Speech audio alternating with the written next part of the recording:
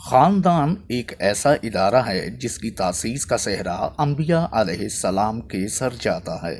خاندان انسان کی پہلی اماجگاہ ہوتا ہے۔ اس کی پہچان اور اس کی شناخت اس کے خاندان سے ہی وابستہ ہوتی ہے اور انسانی تہذیب و تمدن کی بڑھوتری اور ثقافت کی اضافت خاندان سے ہی ممکن ہے۔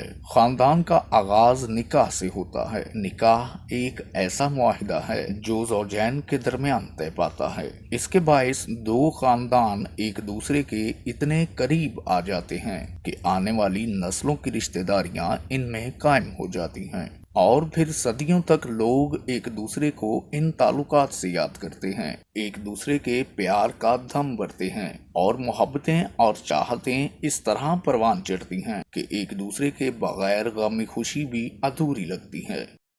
شیعہ ڈاکومنٹری کے معزز ناظرین کو خوش آمدید۔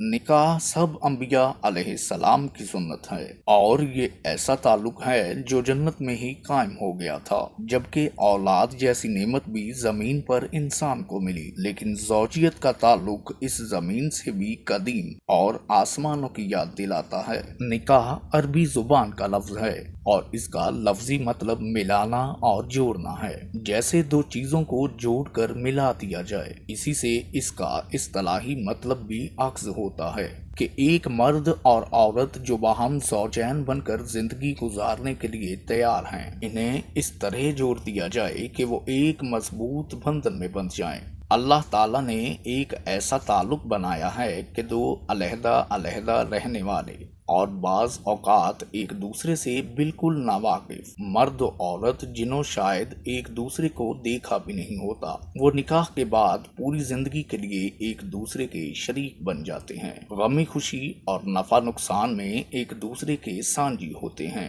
شریعت انہیں ایک دوسرے کا وارث بھی بتاتی ہے۔ اور پھر اولاد کا اشتراک تو ایسا تعلق ہے جو بابا آدم اور اماں حوا علیہ السلام سے لے کر آج تک قائم ہے، اور آخرت کے دن بھی خدائی عدالت اسی نسبت سے ہی انسان کو پکارے گی۔ نکاح کے بعد مرد عورت ایک دوسرے کے لیے حلال ہو جاتے ہیں۔ شریعت انہیں اجازت دے دیتی ہے کہ وہ ایک دوسرے سے جائز جنسی لذت کا حصول کر سکیں، لیکن یہ ایک ضمنی فائدہ ہے۔ فرد کی حد تک سب سے بڑا فائدہ یہ ہے، ایک خوبصورت ساتھ کے باعث مرد و عورت کے قلب و نظر محفوظ ہو جاتے ہیں اور انہیں ایک محفوظ پناہ گاہ میسر آ جاتی ہے۔ زمانے کی علائشیں ان پر اپنے اثرات ڈال کر انہیں آلودہ نہیں کرتی اور پاک دامنی اور عصمت و عفت ان کے ہم رکاب رہتی ہے۔ حدیث نبوی صلی اللہ علیہ وآلہ وسلم کا مفہوم ہے کہ جب کسی خوبصورت عورت کو دیکھو تو اپنی بیوی سے جمع کر لو، گویا باہر کا لگا ہوا زنگ گھر آ کر نکاح کے ہاتھوں مانجھ دیا گیا، اور اس طرح ایک انسان کے ناطے پورا معاشرہ طہارت و پاکیزگی کا مرکہ بن گیا۔